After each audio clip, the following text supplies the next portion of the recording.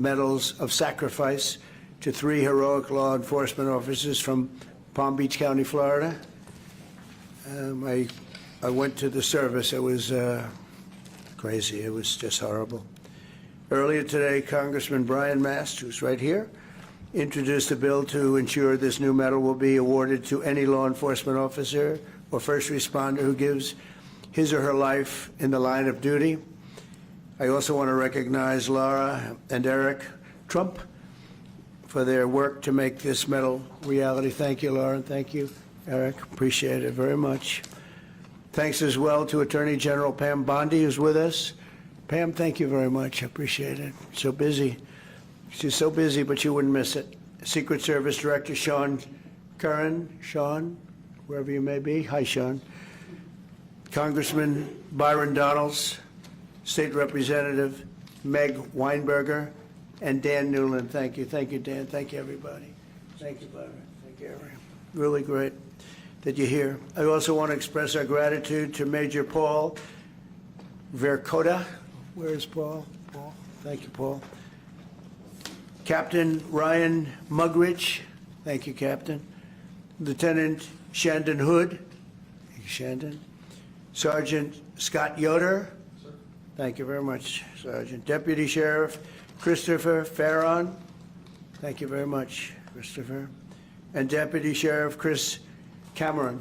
Thank you very much. Thank you. And all of the Palm Beach Sheriff's Office. We have many people here representing that incredible office. I know it very well. Very special thanks as well to Alexander Arnault, who's a tremendous person with his father, who they own Tiffany, and they really devoted a tremendous time and effort to helping us design this beautiful medal. And thank you very much, Alexander. I appreciate that you came all the way from France, and the incredible team at Tiffany and Company. And Tiffany is doing great. He's a fantastic leader. You know all about the fantastic, the great Arnault family. And the fact that you came for this is very, very meaningful, actually. It's really incredible. But for crafting this beautiful medal, and I know he looked at it and he worked on it, and he had his best people working on it, and people are loving it. And this will go on for a long time. You'll be making that medal for a long time. Unfortunately, in one way it's very sad, but we properly respect the ones that have lost their lives. Today we also remember 3 remarkable heroes who will become the medal's first ever recipients. It's a big honor. Corporal Luis Piez Jr., Deputy Sheriff Ralph Butch Waller Jr., and Deputy Sheriff Ignacio Dan Diaz. And thank you very much. You're represented by family members who are, I was there with them. That was devastation. They were devastated. We're profoundly grateful to be joined by their loved ones. Corporal Piez's former wife, Doris. Thank you, Doris, for being with us. Thank you very much. Thank you. And his son, Cameron, good-looking son, too. Deputy Waller's wife, Denise. Thank you, Denise, very much. And Deputy Diaz's daughter, Alexandria. Thank you. Thank you very much. I want to thank you all, and the 3 officers we recognize today were close friends. They were really close friends and colleagues, and together they dedicated their lives to protecting the people of Palm Beach County and well beyond. And they were beloved by everyone and respected by all, really, really top-of-the-line people. Countless times when I was in Florida, they proudly saved, and they saved a lot of lives. They were going around saving a lot of lives. Their reputation was incredible. They served in motorcades for presidents, called presidential motorcades, a very dangerous job, actually, and I was deeply honored to attend their memorial service last year. In a horrific accident in November, the 3 officers were working to restart one of their motorcycles on the shoulder of a road when they were struck by a SUV, struck dead center, and all 3 perished from their injuries. Essentially, they perished immediately. This was a terrible tragedy. It shook the entire Palm Beach community like very, very few events I've ever seen. All of Florida mourned their loss, and today our entire nation joins in honoring these three incredible patriots taken from us much too soon, much, much too soon. To Doris, Cameron, Denise, Alexandria, and to all of those who love these brave men, we are deeply sorry for your loss and eternally grateful for their sacrifice, their great, great sacrifice, just respected by everybody. We'll never forget their legacy, and we will never forget the debt we owe all of these great law enforcement heroes who have given their lives to keep our community safe and make America strong again. We have so many unbelievable people in the police department and other departments, first responders, firemen, a lot of brave, incredible people. And I'd now like to ask my son, Eric Trump, to say a few words, followed by Congressman Brian Mast and Alexander Arnault, who's going to be giving out the medals. And then I'll present the medals of sacrifice. Thank you very much, everybody. Thank you for being here, too. Thank you. Please. Mr. President, thank you very much. My father and I attended that funeral that day, and I can't tell you how moving that experience was. And one simple question was asked: why is there no medal of valor, medal of sacrifice that commemorates law enforcement officers, first responders who have fallen in the line of duty? And Congressman Mast, he was there with me that day. He was with my father, and we said, we're going to take care of this problem. We're going to get involved. And the first call that was made was to the great Arnault family who owns Tiffany's, and they said, without hesitation, that they'd be honored to design something absolutely beautiful that's a tribute to these incredible officers, these incredible EMS responders. And here we are, roughly 6 months later, with something that's truly beautiful. I want to thank the Tiffany's family, the Arnault family, for all the work they put into in their entire team. I can tell you this has been a nonstop effort. I want to thank the Congressman. Without the Congressman, his staff, we would not be here today. I want to thank the President for allowing us to do this. It's such an important mission. This medal could be given for hundreds and hundreds of years to come. And last but not least, I want to send, on behalf of this entire nation, on behalf of our entire family, the incredible families of the Palm Beach Sheriff's Office and your incredible families. They made the ultimate sacrifice, and know that we all appreciate their dedication. Many of us knew them, have met them, and we love them very much, and I'm sure they're missed. But today, hopefully, this is a great tribute to them, and I know, because of our wonderful President, that this medal will be given out for many years to come. Thank you very much. I would just start by thanking all of our law enforcement officers. The job is always dangerous, and you do it still every single day. And I would thank the families, because the job, as you are a reminder of, is often deadly. And I would thank you, Mr. President, because for the first time in our nation's history, you're willing to say to all of our first responders, all of our law enforcement, all of our firefighters, we're going to recognize that sacrifice from the office of the presidency for each and every one of them. And that's never taken place before, that recognition, that it's a job that's always dangerous and often deadly, and there's a debt that can never be repaid, but you're willing to recognize that debt. So thank you, Mr. President, for recognizing the debt. Thank you. Mr. President, Congressman, thank you very much for involving Tiffany in this process. We're very honored to having made these medals. Tiffany is a jeweler, as everyone knows it, but also a maker of American heritage. We were making the Medal of Honor in the 19th and early 20th century, and it's only natural that we followed with this heritage, just as we work on other very important American heirlooms. This medal was made in Providence, Rhode Island, in our largest factory in the U.S., out of silver, plated in 24-karat gold, just like the ceiling of this office, and represents the coat of arms of the United States. Mr. President, thank you very much. Thank you very much. Byron, would you like to say a few words, please? First, to be brief, to the families, we are so sorry for your sacrifice, but your officer from your family represented not just Palm Beach County, but the United States with honor. Mr. President, thank you for allowing this to go forward. To my colleague, Congressman Mass, thank you for your leadership. We will always honor first responders in the United States of America. Thanks. Okay. So,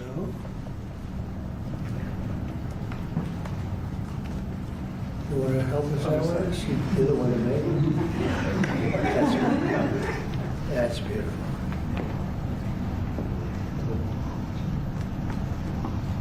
So can we ask the families to step forward, please? Chair, would you like to help us? Please.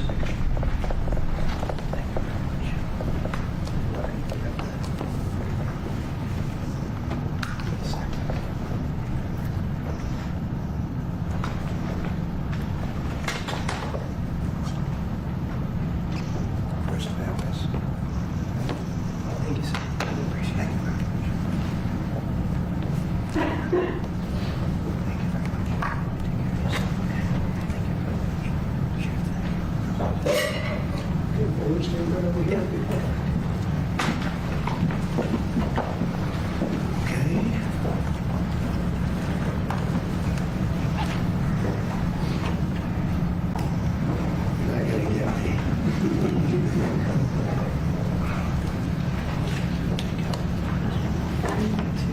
Oh, thank you. That's right.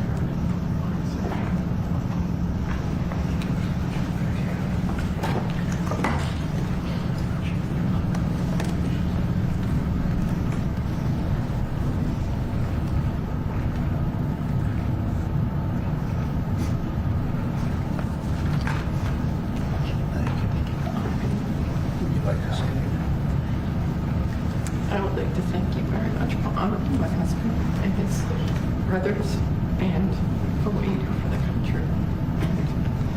Making this so very special for them and for all the people to come. It's a club you never want to be in, but you honor them and it just means the world. Thank you. Thank you for everything. Thank you. Thank you. Can I just say something about your father? Do you want me to go over there or here? We're over there. To the I viewed my dad as Superman, someone my whole life you look up to. He's an amazing guy, and it's horrible that this happened to all three families. But I'm glad that something was done about it, and we got represented, and everyone in the future will be. So, thank you. Thank you very much. Be very proud of you. Thank you.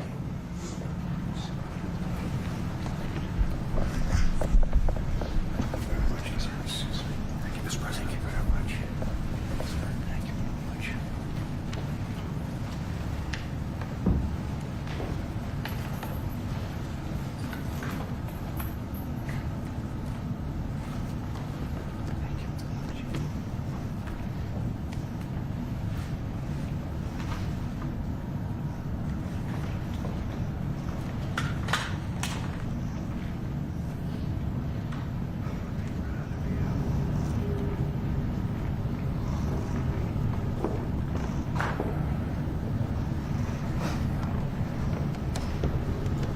Would you like to say anything to us on behalf of the force?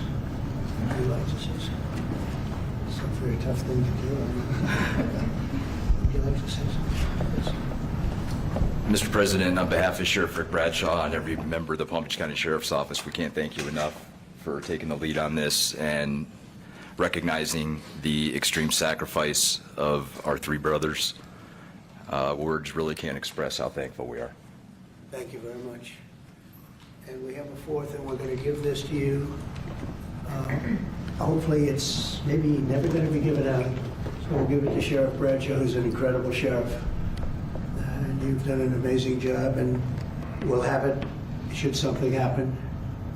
And that's right here, okay? So Yes, sir. Thank you. And I hope it never has to be given out, frankly. Thank you very much. Thank you, Mr. President. very much.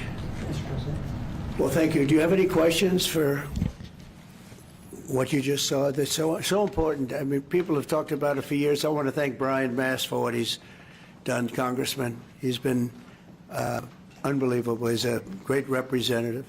And he worked hard. He wanted to do it right, and we wanted to go somehow. We could get him done pretty easily in one way, but we wouldn't get him done by Tiffany. And the fact that the Arnault family stepped up was absolutely incredible. It means more when you get a name like that. I think it means something extra.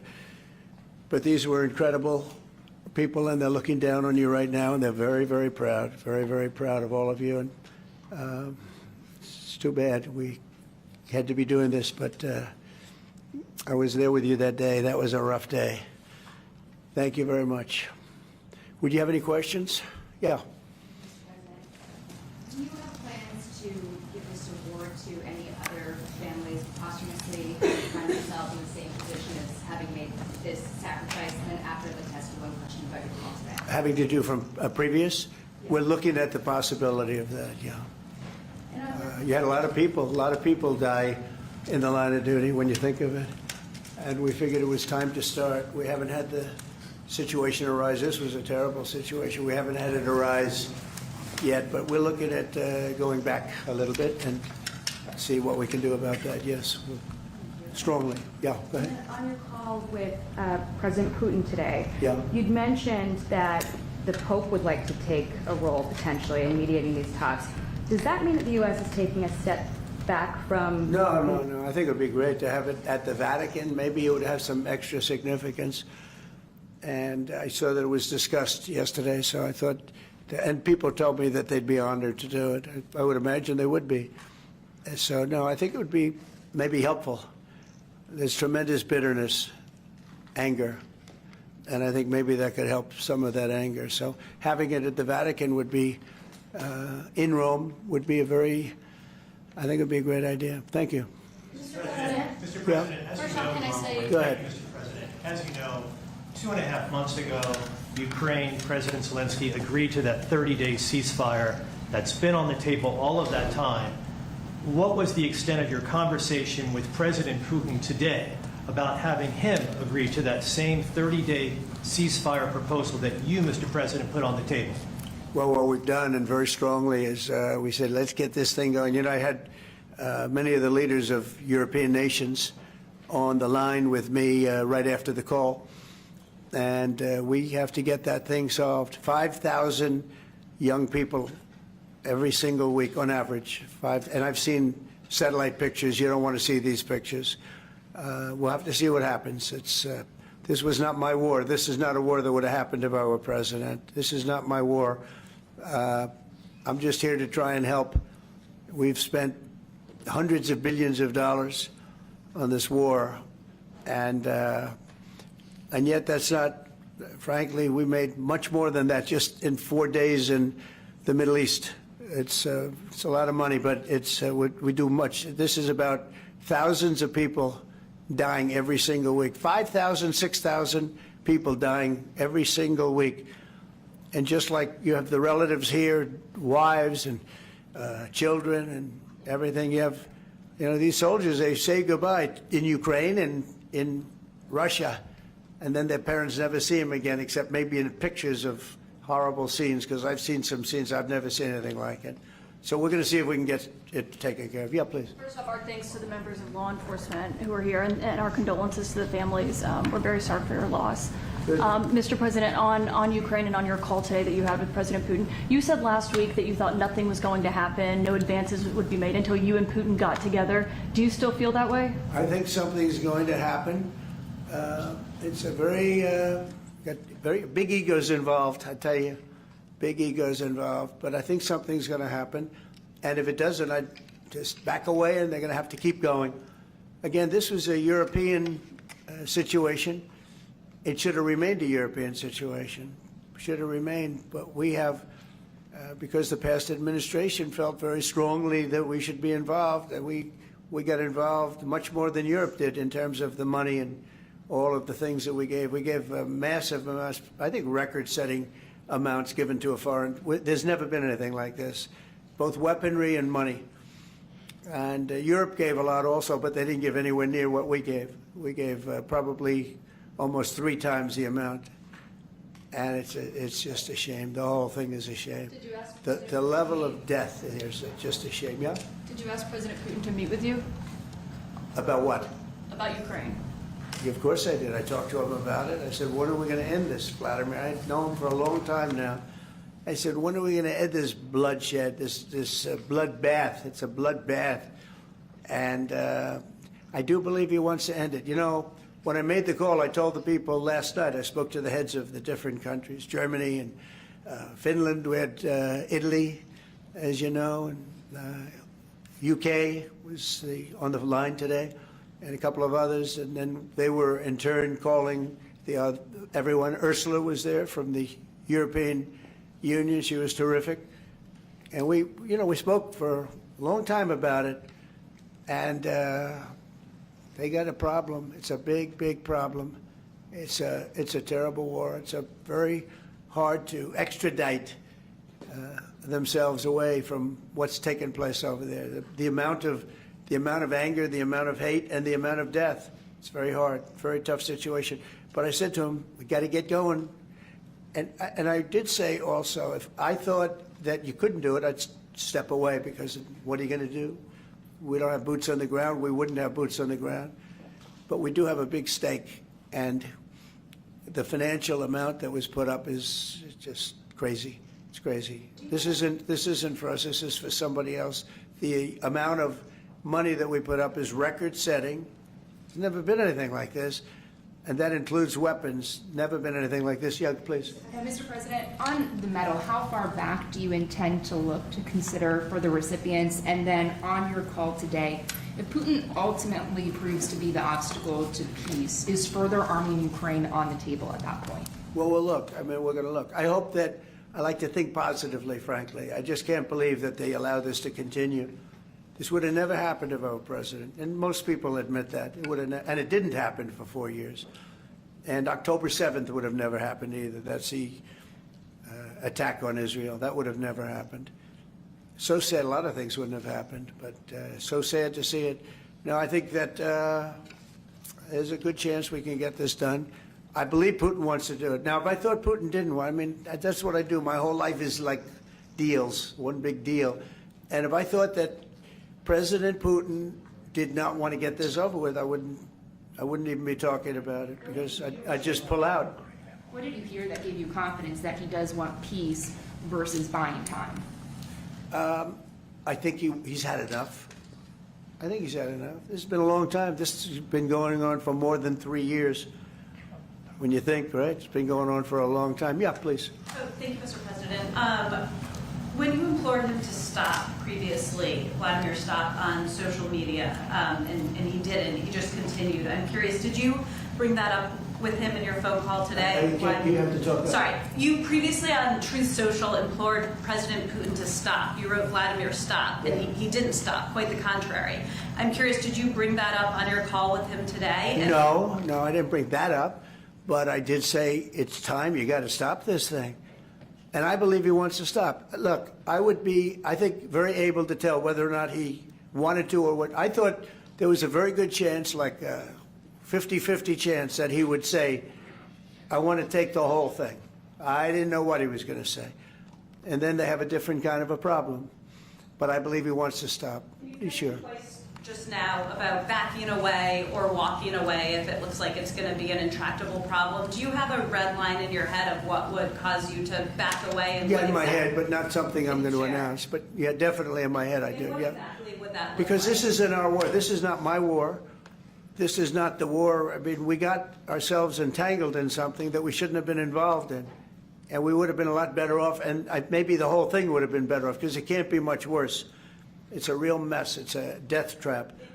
So I think that, yeah, I would say I do have a certain line, but I don't want to say what that line is, because I think it makes the negotiation even more difficult than it is. Yes, please. Mr. President, thank you all for your sacrifice. I'm so sorry for your loss and everybody. You mentioned the bloodbath you want to see end in Ukraine. You mentioned that you believe Putin wants peace, but he just attacked Ukraine yesterday. So what makes you think that he wants peace? Well, he's in a war, you know. I mean, nobody said don't. They're fighting, they're attacking each other, and people are dying all the time. He's in a war. He's fighting a war. Nobody said he was going to stop. I think, is it terrible? Yeah, it's terrible. I think it's terrible. Can you wait on President Biden? President Biden was diagnosed with cancer of the war, and then I want to ask you about reconciliation. Why haven't you increased the sanctions on Russia yet? Well, because I think there's a chance of getting something done. And if you do that, you can also make it much worse. But there could be a time when that's going to happen. Yep. Mr. President, President Biden. Who's going to say with the it? ratings Go ahead, downgrade from... please. Do you want to respond to President Biden being diagnosed with cancer? Are you going to call your predecessor? I think it's very sad, actually.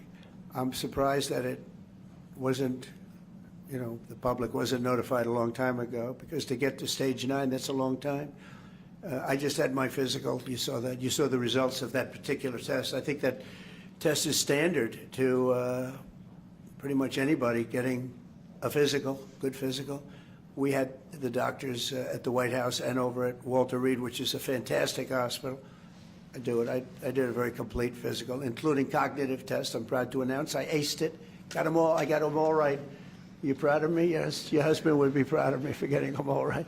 It's a little risk. If I didn't get them all right, these people would be after me. It would be not a good situation. But I think, frankly, anybody running for president should take a cognitive test. They say it's unconstitutional, but I would say in that particular case, having a cognitive test wouldn't be so bad. But when you take tests, medical, as a male, that test is very standard. I don't know if it's given to everybody, but it's given just about. And it takes a long time to get to that situation. Now, I think, to get to a stage 9, I think that if you take a look, it's the same doctor that said that Joe was cognitively fine. There was nothing wrong with him. Well, he said, if it's the same doctor, he said there was nothing wrong there, and that's being proven to be a sad situation. And the auto pen is becoming a very big deal. The auto pen is becoming a big deal because it seems like that maybe was the president who ever operated the auto pen. But when they say that that was not good, they also, you have to look and you have to say that the test was not so good either. In other words, there are things going on that the public wasn't informed, and I think somebody's going to have to speak to his doctor, if it's the same, or even if it's 2 separate doctors. Why wasn't the cognitive ability, why wasn't that discussed? And I think the doctor said he's just fine, and it's turned out that's not so. It's very dangerous. Look, this is no longer politically correct. This is dangerous for our country. Look at the mess we're in. You're talking about all these questions on Ukraine and Russia that would have never happened. As an example, if I were president, would have never happened. The other thing is you have to say, why did it take so long? I mean, this takes a long time. It can take years to get to this level of danger. So it's a very, very sad situation, and I feel very badly about it. And I think people should try and find out what happened, because I'll tell you, I don't know if it had anything to do with the hospital. Walter Reed is really good. They're some of the best doctors I've ever seen. I don't even know if they were involved, but a doctor was involved in each case. Maybe it was the same doctor, and somebody is not telling the facts. That's a big problem. President Zelensky of Ukraine says that the Ukrainians are ready for a ceasefire. They're ready for peace negotiations. In your mind, is Ukraine doing enough to get this peace? I'd rather tell you in about 2 weeks from now, because I can't say yes or no. I think, look, he's a strong person. Zelensky is a strong guy, and he's not the easiest person to deal with. But I think that he wants to stop. He's, not. It's a very bad thing that's happening over there. I think he wants to stop.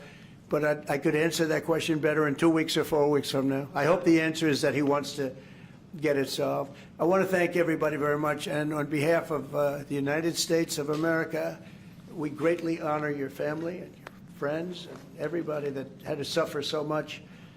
But you have some 3 great men that are looking down on you, and they're very proud right now.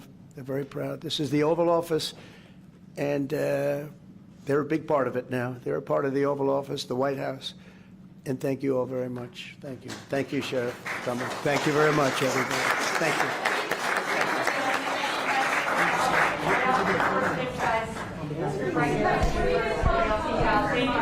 Thank you all. Thanks, guys. Thanks, guys. Head right out this way. Just come forward. Thank you. All right, let's go, guys. Thank you. Mr. President, thanks, guys. Thank you. Head this way. Thank you. Thanks, guys. Thanks, guys. Head out. Thank you. Thank you. Thanks, guys.